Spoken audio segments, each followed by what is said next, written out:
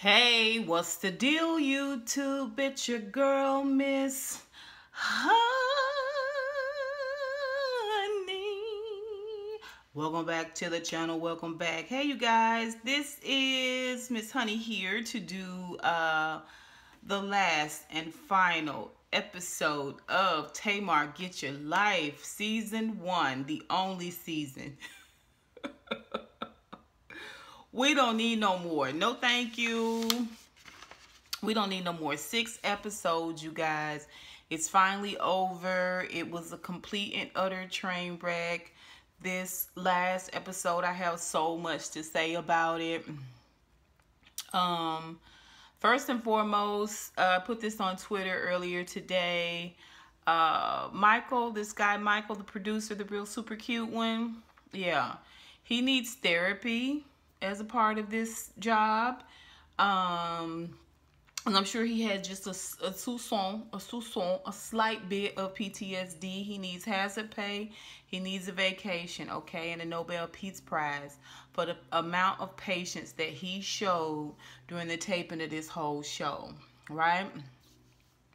So this episode 6, is called A Final Word. And what I've gathered is that I guess Tamar was trying to film this this whole thing be in between the last season of Braxton Family Values and this new season of Family Values. So the Braxton's Family Values was about to come on like a week or 2 weeks after this aired, but meanwhile Tamar was still filming back and forth, you know, from California to Atlanta, I guess, filming with her sisters, right? Because it's Trina that's getting married. It's Tracy that she got beef with, I think, right? So y'all bear with me. And so apparently every episode that we've seen is supposed to represent a week's worth of footage. So she's filmed for 6 weeks. There have been 6 episodes, including this one. And each one of these episodes is supposed to represent a week's worth of them filming her, right? Now, I only mention this because if you've been here since episode 1, you know that there's just not a lot. There's just not a lot of footage for you to have had someone following you, sort of logging or vlogging your every move for a week. It should be a ton, excuse me, you guys, a ton of footage on the floor, right? Like, what's tea? Like, do we have blooper reels? Like, what's up? These little, first of all, the episodes feel like they 30 minutes, right? Anyway, thirdly, it's apparent to me that somewhere along the line, Tamar got the idea that Mona was going to be mentoring her. I know in the first episode, she tried to get Mona to co-sign on being her manager and all of that. I don't know if she thought she was just going to be like doing therapy with Mona, if she thought that her and Mona was just going to be coming over each other's house and chit-chatting and talking, if Mona was going to walk her through this, that, or the other. Like, where did you get the idea that it was going to be you and Mona filming this? Like, Mona is not finna be in your house with Logan and Vince dropping off and all of that. You think she was just going to move in with you? Like, I don't understand where she's getting this idea that Mona was supposed to be the main person walking her through this journey, as they keep calling it. And she still, the last thing is that Tamar is still pushing this idea that she wanted this show to be about empowering other women and second chances for change, you know, change and growth, right? Second chances and growth, right? So the episode opens, I'm assuming we are in David's apartment.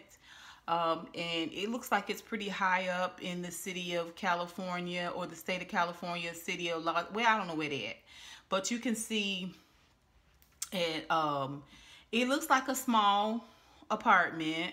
uh that dining room table, I think it's supposed to seat four, depending on the size of the individuals. I'm just going by like kitchen size and all of this. Had a great view, but it seemed like a small apartment, right?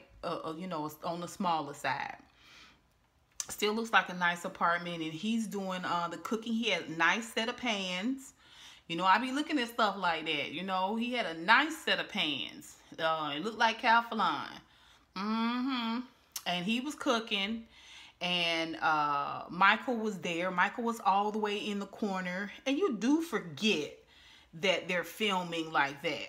You're just watching everything play out, and it wasn't until Michael tried to direct the conversation a little bit that things got going good, right? Tamar comes in the kitchen, and she's talking about the fact that she's thick, and she feel like she's pregnant. She feel like she just gave birth, all of that. And we do see where Tamar at times looks thinner.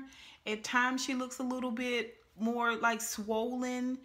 And it's not like she looks fat. You know what I'm saying? It looks like she's swollen, like she's on steroids or something. You know what I mean? She just looks puffy, like legs, hands, even her chest and jaws and everything looks swollen.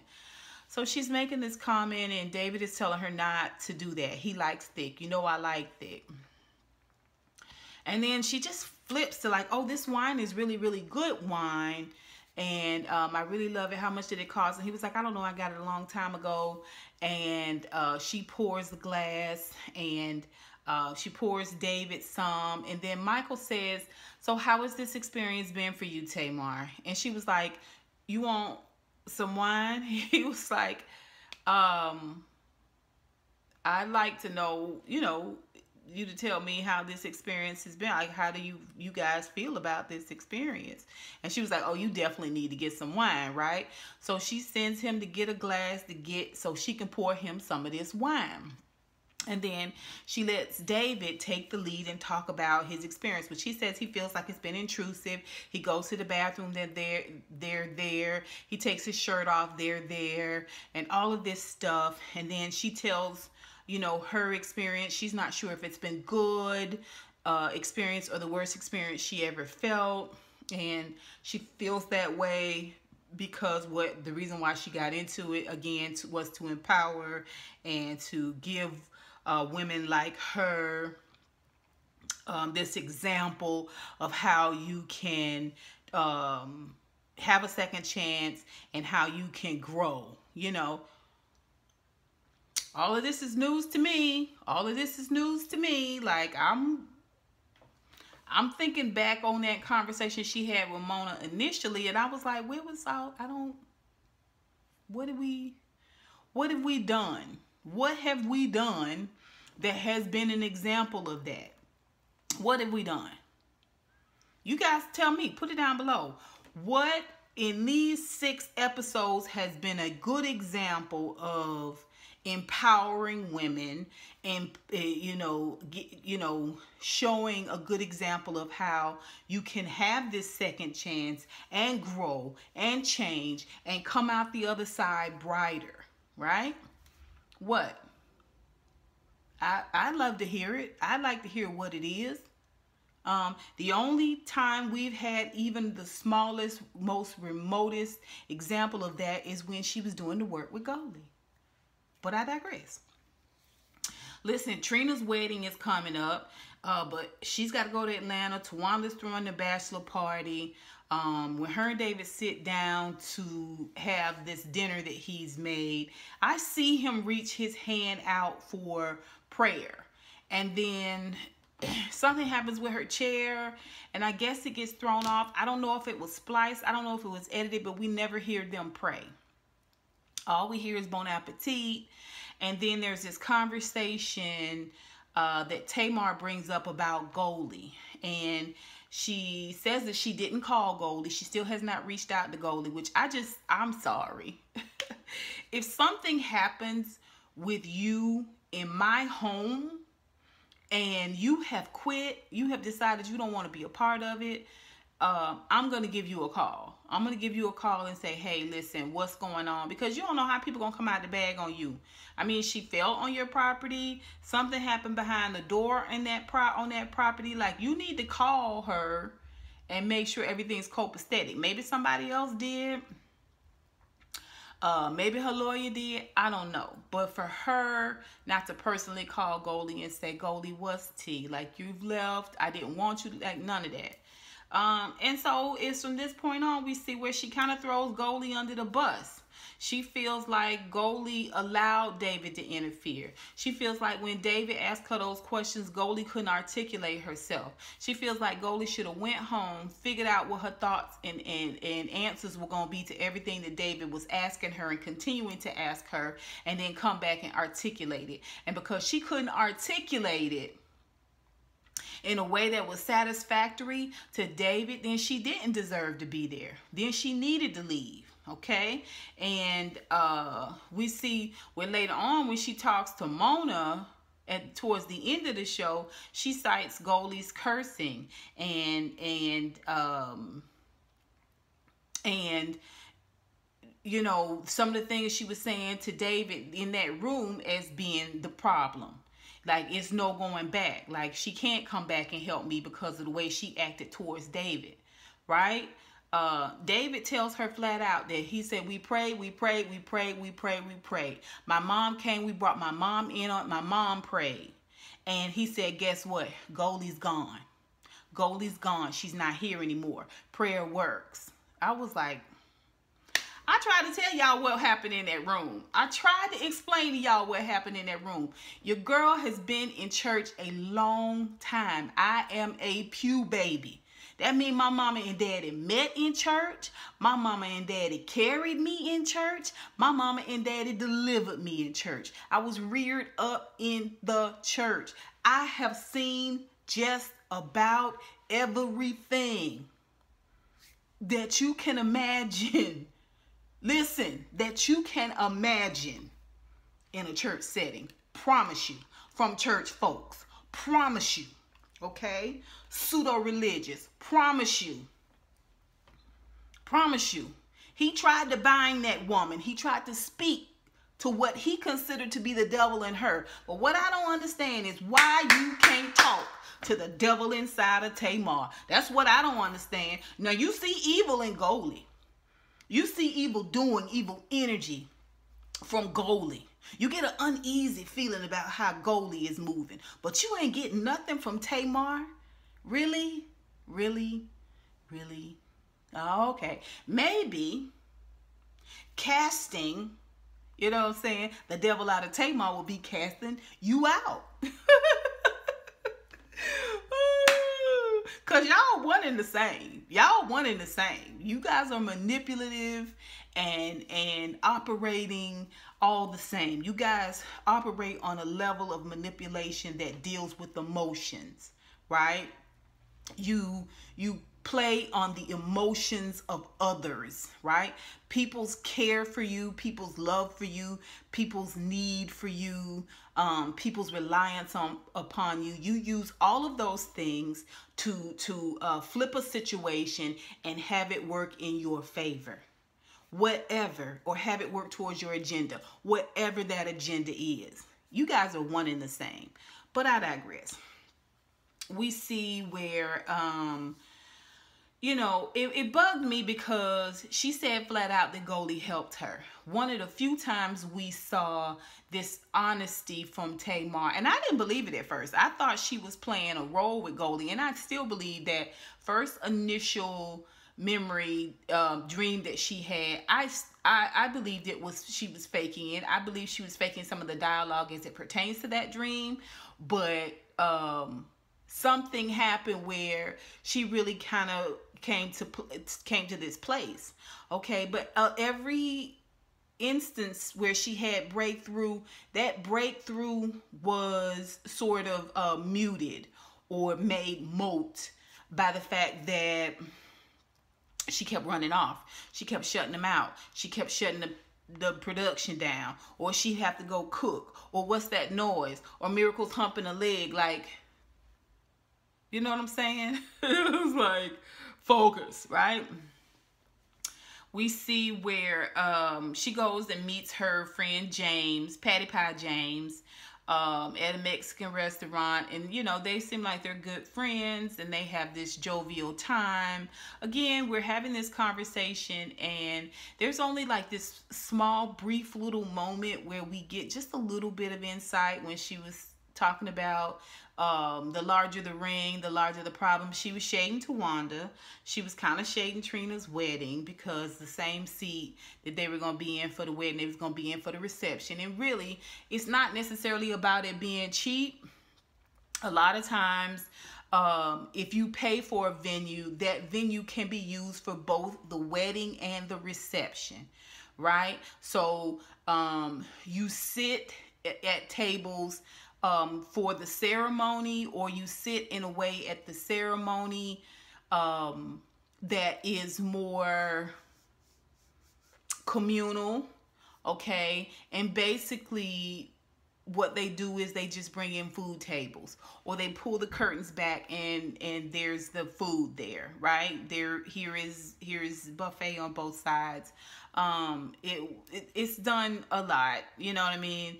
You pay for two different spaces when you have a wedding, and then you have the ceremony in one place and you go and have the reception in another place, all right? Same thing if you do it at a church. You had the ceremony in the sanctuary, that's one price. If you want the dining hall, if you want the reception hall there, that's another price, because they do have to pay for people to set up and tear down. But when it's in non-religious settings, a lot of times this is what they do.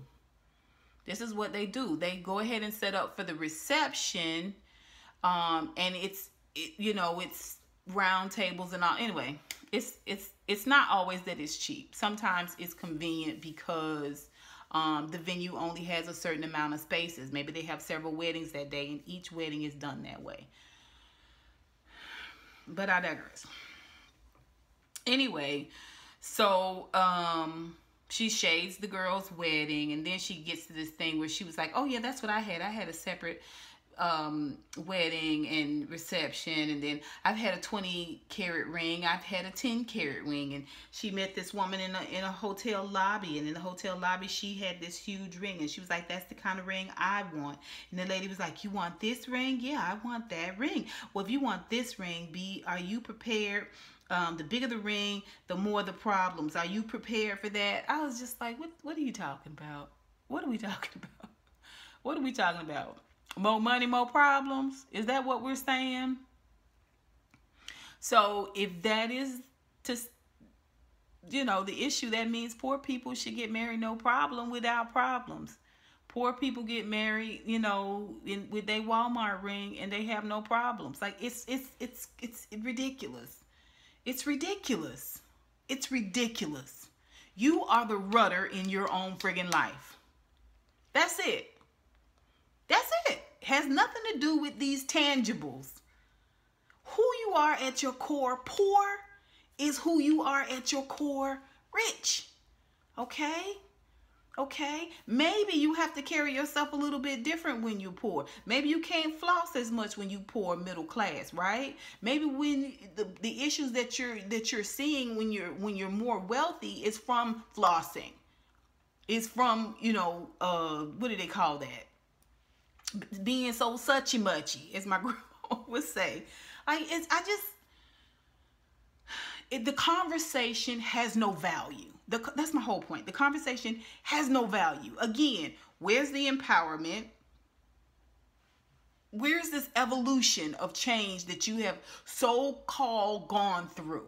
You say later on to your attorney, when he's forced to ask you questions because you refuse to talk to production, like you've done the entire season, okay, now that I've gotten on the other side, I want to show people. On the other side of what, Tamar?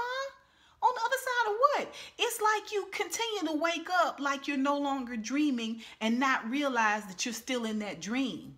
Okay, what's worse, being fired or not knowing that you've been fired?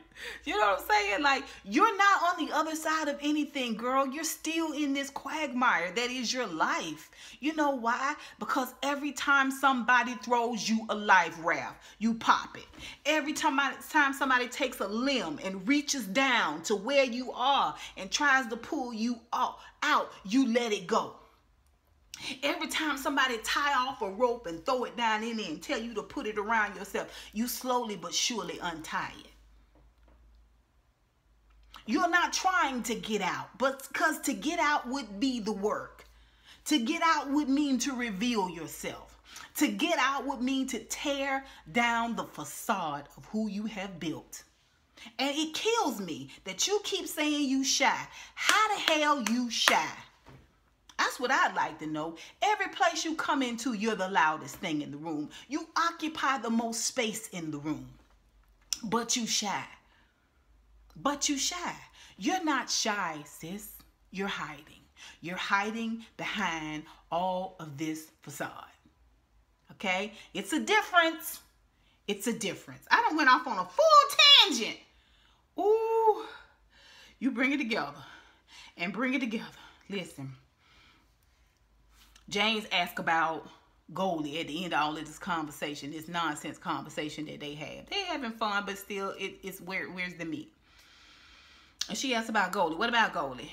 And then she looks at Michael and says, Michael, did you get James to ask about it? Of course he did. James is telling you no, he did not. Michael is telling you no, he did not. They're trying to get some footage that is not just bullshit. It looked like all you want them to do is show you going from place to place, getting free stuff from people and doing this kind of shucking and jiving and kidding and running around. That's a word. That's a word. That's a word. All of these antics, all of these choir member antics, you know what I'm saying, when you pretend to shout and pretend to have a word and pretend to preach and you know, all of this stuff. This don't mean nothing. It's just smoke and mirrors. It's just smoke and mirrors. And when you pull that curtain down, all you see is this little bitty wizard pulling all the bells and whistles and talking through a bullhorn, trying to seem like he is taller and bigger than what he is. He's trying to get some footage.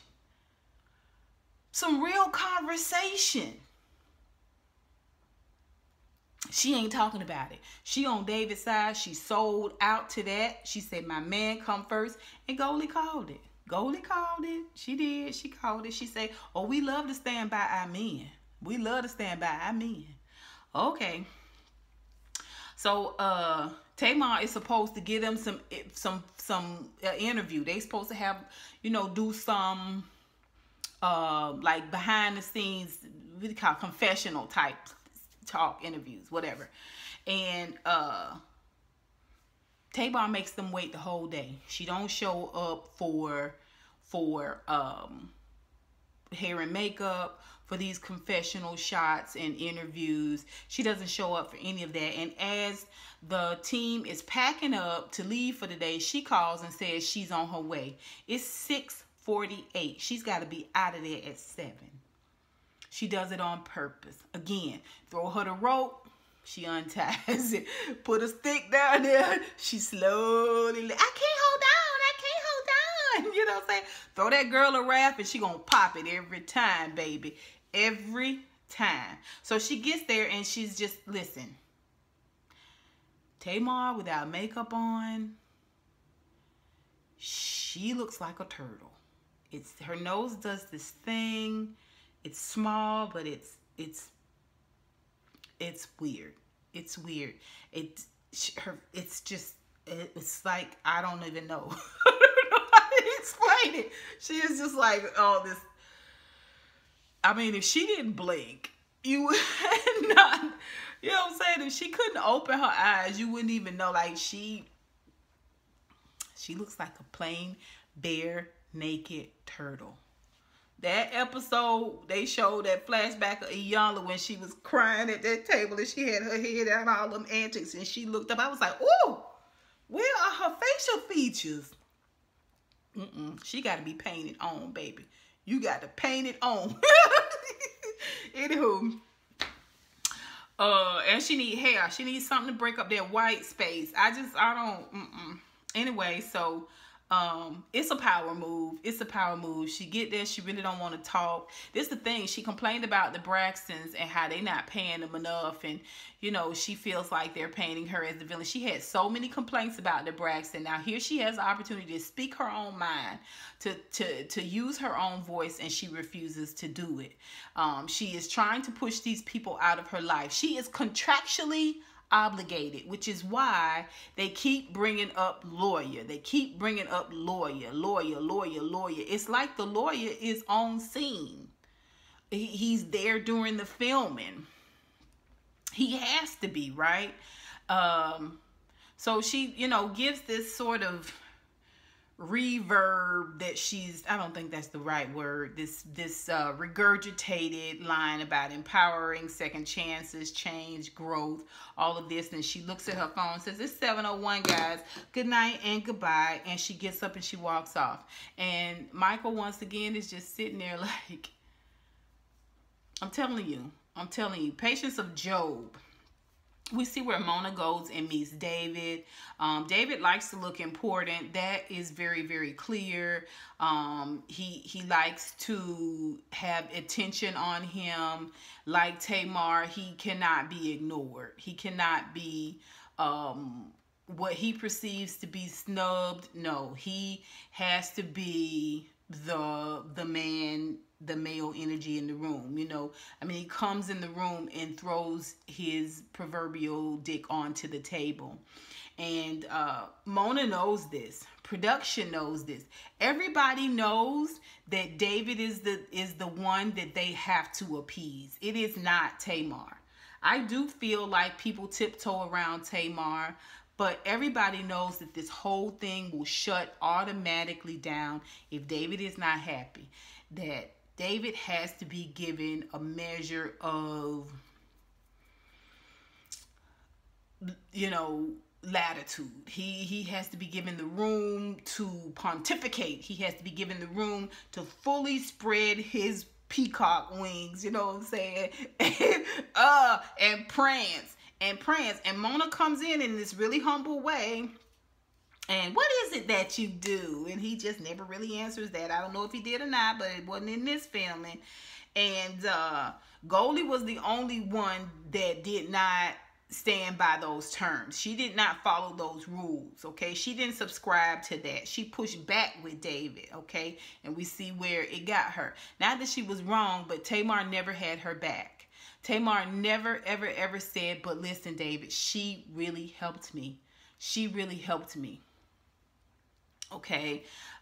He tells the story about what happened at the wedding. Now, it's weird that Tamar won't talk about it, but David is talking about it. Just like I thought it was odd that David had this whole conversation with Tracy's husband when they was in Be More, but he never told Tamar. Like, that was her first time hearing this, seeing that. That was weird. And he told what happened at the church. He told his version of it. We haven't heard Tracy's version of it at all. But he talks about how Tamar, it was halfway through the wedding and Tamar had to change her shoes. And so they went together to change her shoes. Like, it's weird. It's weird. Maybe because I was the child that had to run, get the shoes, and then take the shoes that my mama took off back. It's weird that they went together to find a room to change the shoes, which somebody was telling them that Tracy was in that room. They still went in that room, right? And I don't know if they filmed it. Evidently Tracy was upset. They said Tracy was in that room because she was upset about something. They still went in the room, and he said, even though somebody told him that Tracy was in that room and she was upset, he said, talk to your sister, right? All you had to do is put your shoes on and get the freak out of there, right? No. Talk to your sister. And he said Tracy came over and pulled Tamar's hair and grabbed her hand and bent the fingers back so tight he had to grab Tracy's hand and Tamar's hand and pull them apart. He told it from the standpoint that Tamar was being attacked, basically. And then he says that, I don't know if Tracy sat here and Tamar sat here, that I personally, me, David, would feel safe. Right? Okay. Get it now. Catch it. Catch all the full theatrics of it all. Catch it. Okay.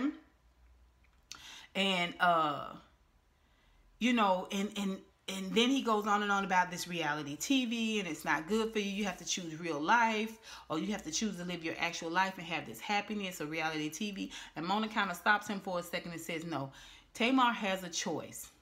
She has free will. If this was something that she didn't think she could do, if this was something she wasn't ready to do, then she should have said that. She could have made that clear.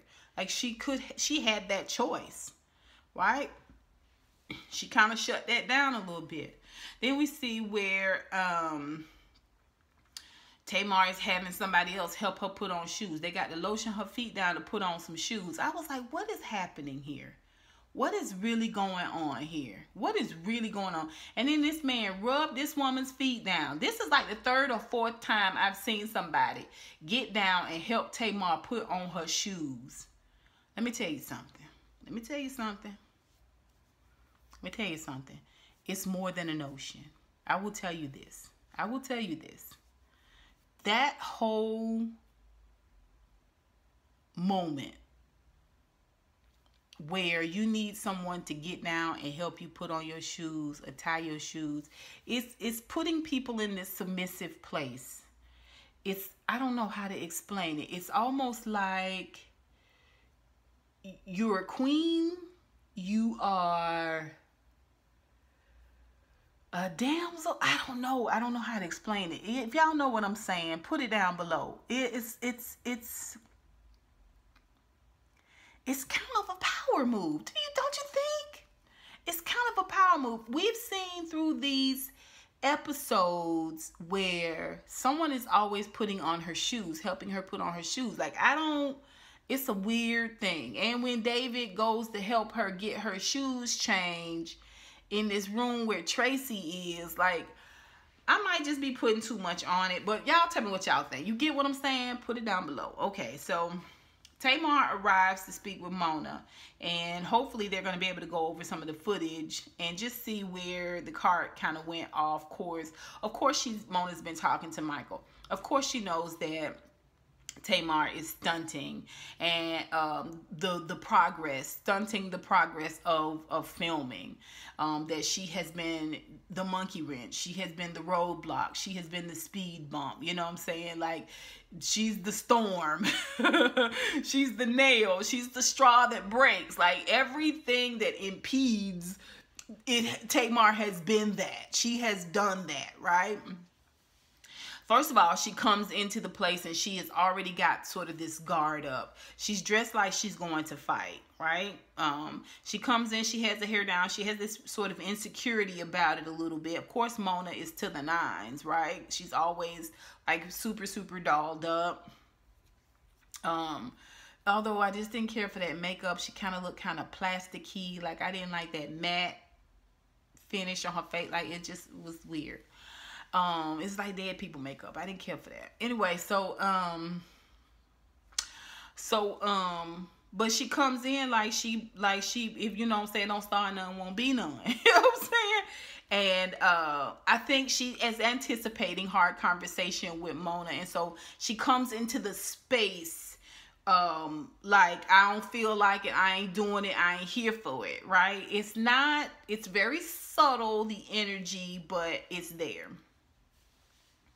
And so she just, you know, they talk this stupid little conversation about Puffy's party and how nice it was, and Tamar says she missed it. Were you invited, Tamar? Oh, okay. And so, you know, Mona is very slick with it. So how do you feel about the process so far and how it's been going and yada yada? She knows she's gotten feedback from Michael already, but she knows she cannot Tamar chastise Tamar. She's got to handle Tamar in a way that gets Tamar to give her some information, give her some feedback. Let's talk about it. But what you're not finna do is outgame Tamar. You're not finna outgame Tamar because Tamar been manipulative since day one. Like from a very early age, I can tell she been running this game. I can tell it, right?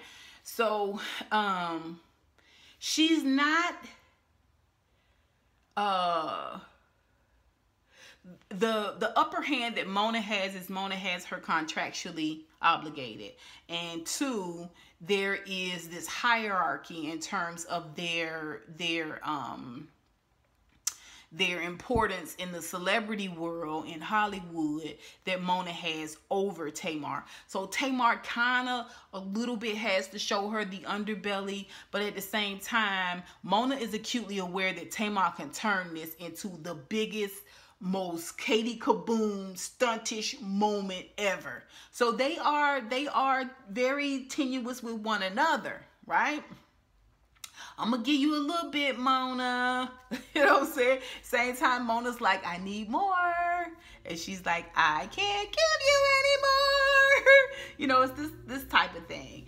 And so Tamar says she feels like time was wasted and shenanigans and had nothing to do with her. Go back to episode 1. Go back to episode 1 where she refuses to sing in the studio because it's smoky. Okay. And then she runs around, it's a word, it's a word, it's a word, it's a word. She has them come to her house and then she leaves them downstairs, the producers and everything. The guy only had 2 days. She leaves them downstairs and goes and cooks a full course meal. Fries fish, makes mac and cheese, the whole 9 for her entourage upstairs, right? Then as soon as they get back downstairs, she don't want to sing. She don't want nobody in there looking at her sing. She got to put her back to everybody. And then Logan comes in. Like, it's this whole thing. The next day, she's talking to Goldie about the Tyler Perry dream. And she goes into the bathroom several times. Tay, come on, Tay, don't do this, Tay. Please, Tay, just talk to us, Tay. Ooh, if I never hear Tay again, I promise you, I'll be just fine, right? So, just every day it's these shenanigans. That's why I'm like, where is the footage of 6 weeks of filming? A whole week of filming, you guys should have a lot more to show. What the stuff that they have is just crumbs. Okay, but ain't none of these shenanigans hers. Ain't none of these shenanigans hers. Right? Okay, and then she says, well, let's go to the screen because I want you to also track this Mona. I want you to also track where things. She wants to show her that, yeah, it's been some shenanigans going on, sis, but it's you. But she wants Tamar to come to this realization. She doesn't want to come into this space where she kind of accusing Tamar because, again, Tamar will go Katie Kaboom. You can tell by the conversation, the way James was talking at the table. You can tell by the way that her stylist or her hairdresser was talking to her there towards the end. You can do this. People are constantly trying to talk her down, keep her calm, keep it in the middle of the road type situation. People do seem like they are intimidated by her. They don't want to ruffle her feathers, right? Same way they doing David. Y'all catch now, really catch what I'm telling you. So, she was like, is this the thing about the sisters? And I'm taken aback. I was like, was they supposed to bring the Braxtons on here? No. I think there was some idea that Tamar and Tracy would sit down together on film for the filming of this show and sort of have this reconciliation.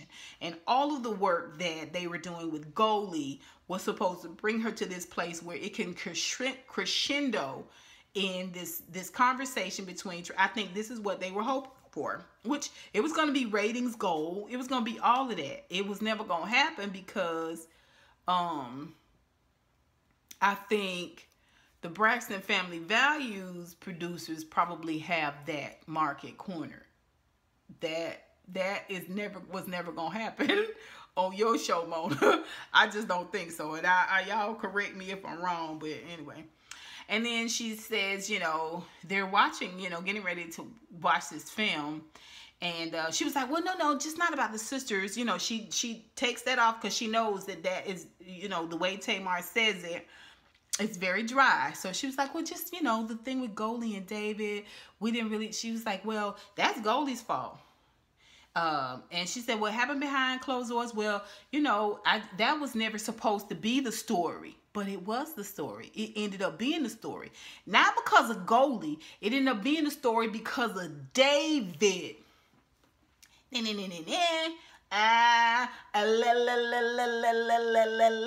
David does no wrong. We're not talking about David. David is the angel. David sits at the right hand of the Father.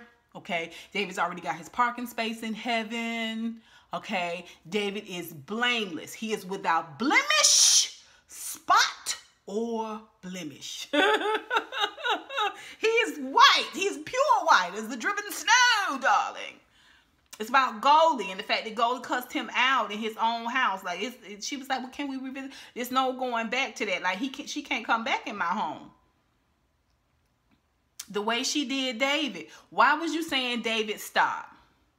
Why was you repeatedly saying David stop? Because David was trying to cast. He was trying to pull a power move and cast Goldie out. I mean, obviously he has no power. That thing inside of Tamar would have got them jumping. I don't think it worked like that, but you know what I'm saying. Anyway, so Mona has to go. Again, Mona was never, ever going to be mentoring her. She's too busy for that. You know what I'm saying? She got a lot of irons in the fire, yada, yada, yada. So Mona was like, you can stay here and watch the rest of the footage. You know, I gotta go. And so she starts seeing the footage where she's walking out. She's complaining about David and we about to break up and he is not happy right now. Just all of these moments that we saw, she's seeing them. And she was like, what? That moment where David was talking to Tracy's husband and he said something about she wanted them to say don't abort the baby and all of that, and she chose her son, and she was like, what? I kind of agree with Tamar. That was 25 years ago. They were both younger then. It's nothing I can do about that now. And Mona kind of wanted her to come around to that situation, but she was like, there's nothing I can do to help her. She's not ready. And I didn't watch the Braxtons. I don't know what one can do to get Tracy to be ready, but 25 years and you still holding that, it seems like it's more to it than what they're saying. It seems like it's more to it than that. Like, it can't just be this one incident. It just can't be. It cannot be. It cannot be. Something you hold for 25 years is big. It is life-changing. You know what I'm saying? It has left a scar and a wound in your spirit that is visible. You know, I just don't see this thing. I don't get it. It's got to be more to it. Anyway, Mona goes on to her meeting, and then Tamar sits there, and like I said, she sees all the footage that we see, and she gets upset. She just gets upset. She was already kind of feeling a certain type of way when she saw that footage with Tracy's husband. And she was like, I'm spent. But when she saw the rest of it, she was just like, y'all, this is what happens when I don't have control. You did have control. You have control over what people see by your actions. If it's not so, let's go back to what you said about Goldie. Goldie failed because Goldie couldn't articulate to David in a way that was satisfactory to him what she did and what she was doing, right? You are failing now because you are not articulating what the problem is. You're not saying, wait a minute, pause. The conversation prior to this, what happened after this, is why I said that. Are they showing you in a bad light? What's context? What happened contextually? She can't tell you. She can't tell you because most of that, she doesn't remember herself. I'm telling you, she has been stunting for so long. She has been operating in this place of manipulation and control and all of these things for so long. It's who she is. It's who she is. Okay, y'all remember the story of Shirley Caesar speaking in tongues and getting saved? You know, she was talking about how they used to always play church after church, right? And one day she was playing church and pretending to preach and all that, and that fire caught her, and she began to speak, and it's been on and popping ever since with her and the Lord. You know what I'm saying? It's kind of the same thing.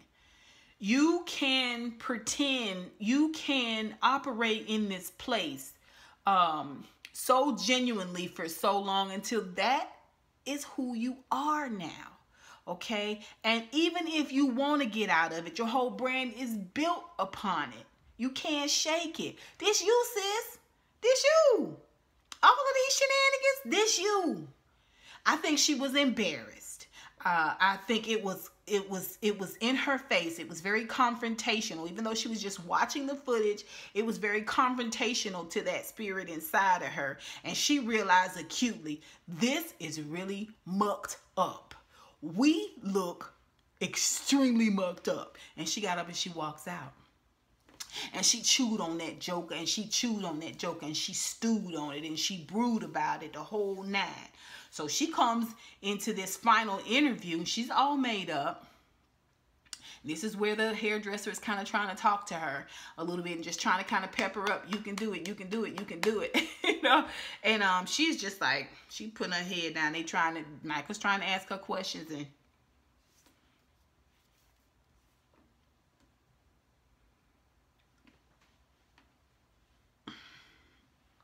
he was like, come on, Tamar, you gotta give us something to it. Don't say that. Don't say that. You've been waiting. Don't say that. See, that's why. And then she just gets up and she walks off. You guys stabbed me in the back. How? How? Did they animate your arms and hands? Huh? Was they pumping little miracle on Goldie's leg? Huh? Did they take your mics off before you went in that room with David? Huh? Did they pack David's bags up and send him up them stairs? Huh? Did they keep Goldie waiting at that restaurant 4 feet away? Did they do that? Or did you do that? Huh?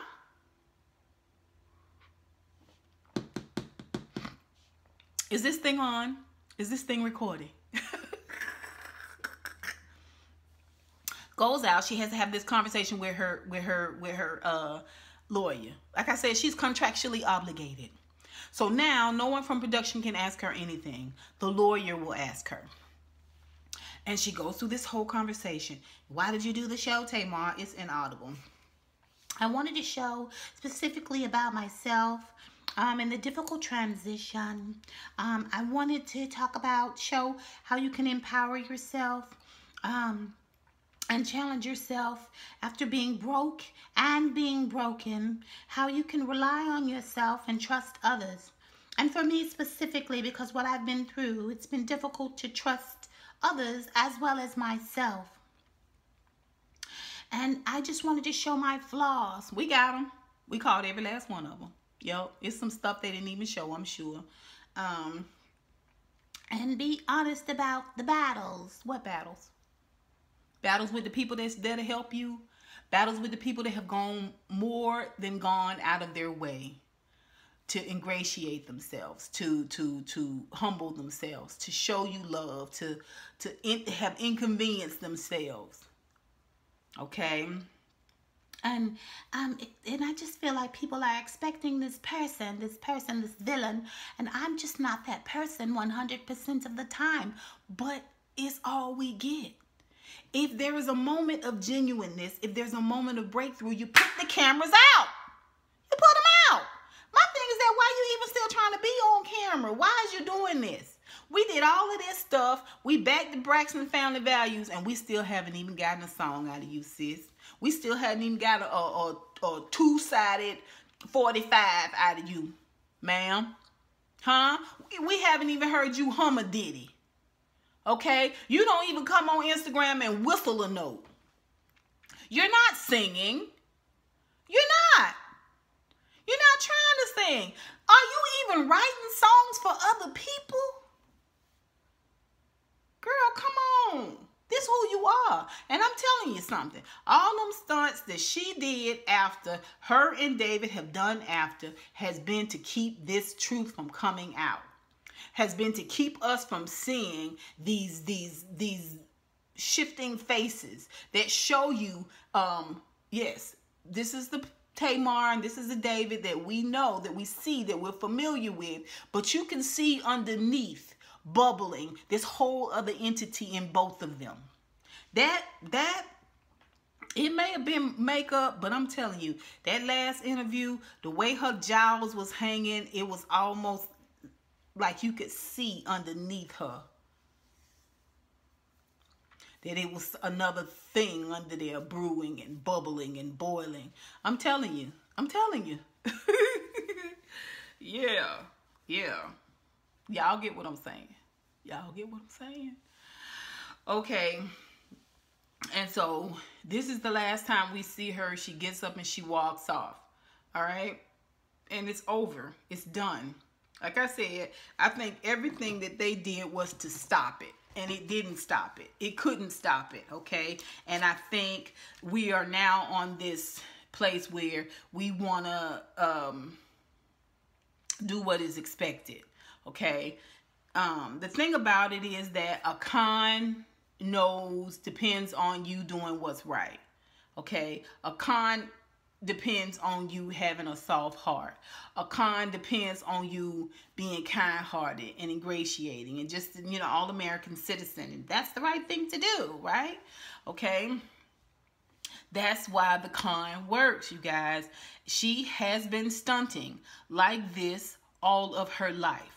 She just so happens to meet someone, okay, who satiates that, who feeds that, who supports that, who can come alongside and sort of complement that side of her. I do think David probably came into the situation with Tamar in a predatory fashion, because he's definitely he has some very to me predatory ways, or anyway, and I think he met his match, because she too preys on the feelings of others. She too depends on others, showing her a measure of compassion. We didn't see not one person come against Tamar in this first season. We do get to see it with her sisters, which is maybe a good it may be the reason why she doesn't really like to film with Tracy, because Tracy maybe is this mirror for her. And Tracy wouldn't hold back. It's no way, I think, now that I think about it, that she would sit down with Tracy on film. Not like that. Not without all the other sisters there. I just don't think so. It's something going on between the two of them. And it ain't got nothing to do with 25 years ago. I stand by that.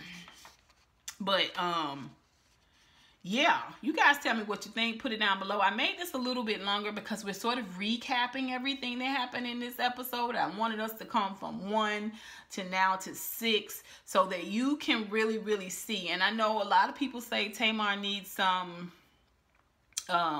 therapeutic help, and she needs some, mental health help, all of that. Listen, I don't doubt that. I don't doubt it. Okay.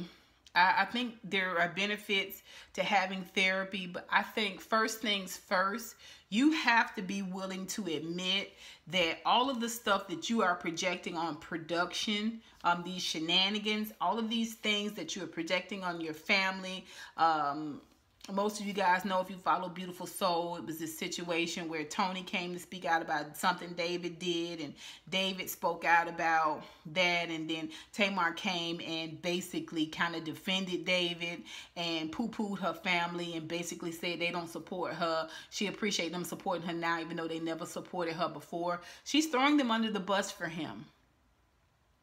Okay? She's throwing them, just like she threw Goldie under the bus for him. No regard for that lady or her brand or her business. No respect for how much she did help her. No acknowledgement of that. Same thing she doing now. Same thing she doing now. It's apparent. It's apparent. And we can say it's all on David, but even Tamar said when she had this conversation about her family supporting her now, even though they didn't support her then, she said, I asked him to. I wanted him to. I wanted him to do these things. Remember when she was talking to Goldie and she said, I put him in this position. I am the one that's responsible. I should have done it differently. She is letting you guys know that she may not 100% be responsible for the snake, the amphibian, the reptile that he is, but she is definitely a very influential part of it. She's rowing in this same boat. She's paddling in this same boat with David. Two of a kind. You guys tell me what you think. Put it down below. I'd love to hear your thoughts. And until next time, honeybees, mwah, mwah, mwah, I holla.